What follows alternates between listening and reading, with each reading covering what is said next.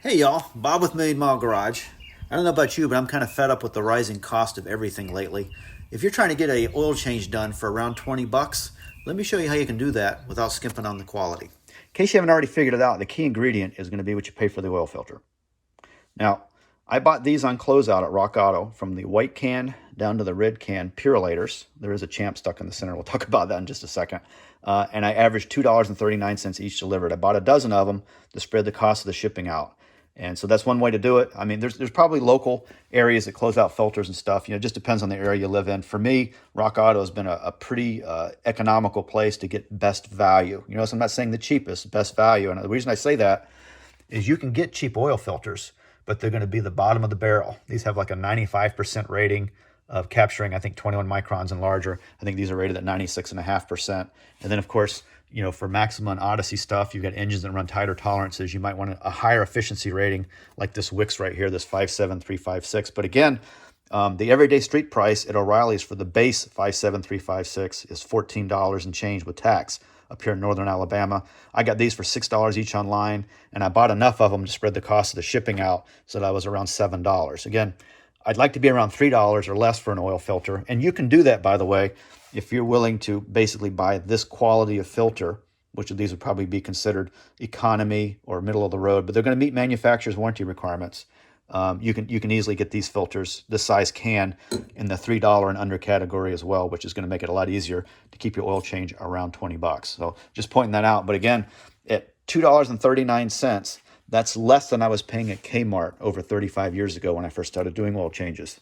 And you can see these Purolators have not changed much over the years. This one's for a small block Chevy, by the way, an old PER 40 before they changed their numbering system.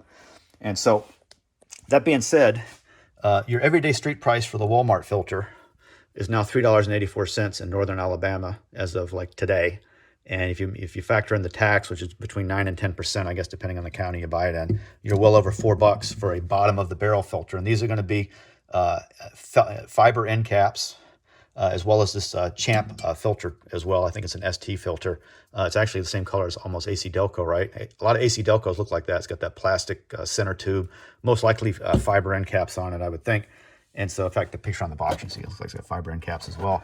They do have an upgraded version. I think they call it an MP instead of an ST, and they're like $6. Again, you're at $6 for an oil filter, and it's still probably not going to be any better than one of these is going to be at $2.39. So that's a tremendous bargain. And just keeping in mind, you can certainly do that quality in this size can if you want. I choose to do these on the Maxima and the Odyssey. They're my daily drivers. I rely on them. And I put a lot of miles on them between oil changes. So I tend to maybe want to be a little higher, at least in my mind, a little higher in quality. Here's a Mobile 1 filter for the GTO. And you notice that's what a Purolator looks like. You can see it's got the sheet metal on the end of the can, covers most of the base plate. Just it leaves the hole open where you screw it on. That's a Purolator, almost a Purolator trademark. All of them are made like that. You can see where the sheet metal comes right up to the edge here. Whereas this Champ filter doesn't do that. The sheet metal stops right there where it holds the O-ring. By the way, I can identify this as a Champ because it's got 6 holes with one larger than the other 5. This one's going to have metal end caps inside it. So it's going to probably meet whatever those requirements were that were set by Champion to have those.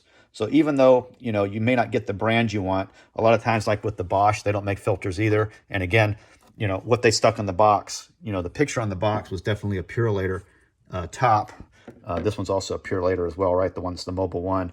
But what I got in the box for the Bosch, I don't think was a Purolator. It was something else. But again, I'm sure if it meets Bosch's requirements, it's fine. And again, depending on how you set your bar, right, it's going to be pretty easy to price shop filters. But again, I like to buy best value, which isn't always the cheapest. But in this case, I was able to work it that way for this.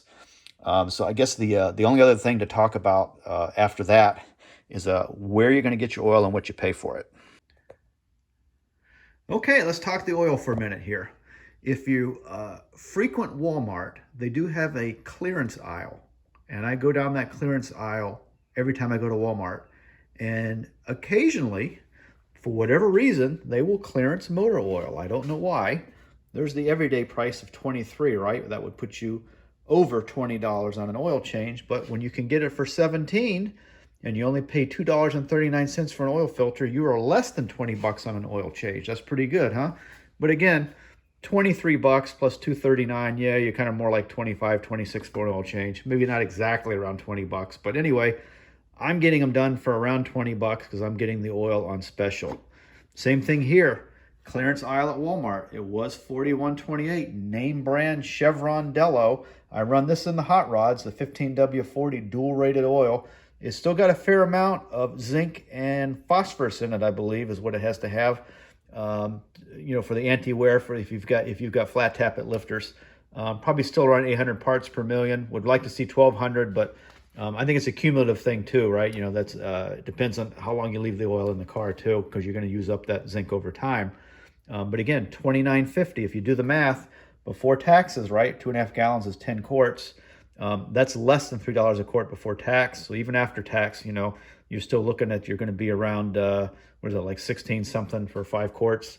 And then throw in the $2.39 for the oil filter. You're less than 20 bucks per oil change, getting that on clearance as well. SuperTech, their everyday price was $19. They had it on clearance for $14. I bought every one of these containers they had, and I've got the room to store it. So again, you're going to be around what is that, $16.39 if you pay $2.39 for the filter. You're well under $20 there. But even at their everyday price, you're only a little bit over $20 for an oil change if you're only paying $2.39 for the oil filter. Again, the oil filter has a lot to do with it as well. SuperTech is made by Warren Industries. It's a good motor oil. I have no qualms about running that in the Maxima or the Odyssey. In fact, I've run a lot of the SuperTech through the Odyssey, and I've had zero problems with it. So there you go. There's your around $20 oil change. Pretty interesting. And just one more thing I'll leave you with. This is how the oil came packaged when I first started changing oil. Huh? I guess it's been a while. Hey, if you enjoyed this, hit like and subscribe. And thanks for watching, and we'll talk to you later. Take care.